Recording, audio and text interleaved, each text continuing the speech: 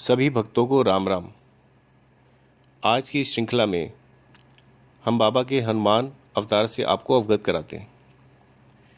एक बार कैंची आश्रम के परिसर में बाबा का भव्य दरबार लगा हुआ था। उन्हीं भक्तों में शिव गोपाल तिवारी जी भी थे, जो उमू ग्राम के जमींदार भी थे। बाबा ने तिवारी जी से कहा कि आप रामायण का पाठ कीजिए। तिवारी जी ने कहा कि कहाँ से आरंभ किया जाए बाबा।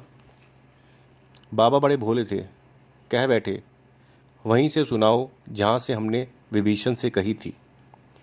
इस प्रकार बाबा अपना परिचय दे बैठे थे। तिवारी जी ने जैसे ही सुना, बोलना शुरू कर दिया।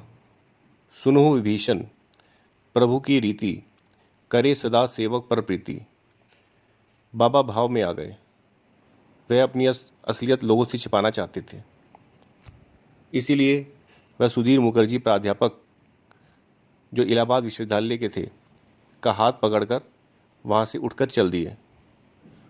उनका एक ही हाथ का भार इतना बढ़ गया कि मुखर्जी दादा उसे सहन नहीं कर पाए और उन्हें भय होने लगा कि वह स्वयं गिर पड़ेंगे और साथ में बाबा को भी गिरा बैठेंगे।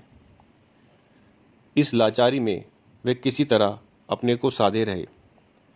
शिव मंदिर के द्वार पर पहुंचने पर बाबा अपने हाथों को आगे भूमि पर टेकते हुए घुटनों और पैरों के पंजों के बल बैठ गए। पर मुखर्जी दादा का हाथ उन्होंने छोड़ा नहीं। उनके हाथ में रक्त का संचार होना भी कठिन हो गया। धीरे धीरे बाबा की आकृति बदलने लगी। उनका मुंह लाल होने लगा और उन संपूर्ण देह में भूरे भूरे बाल खड़े होने लगे। मुखर्जी दादा अत्यधिक भयभीत हो चले और बड़े प्रयत्न से आप अपना हाथ छुड़ाकर जंगल की ओर भाग गए। वह कुछ घंटे वहाँ अचेत पड़े रहे।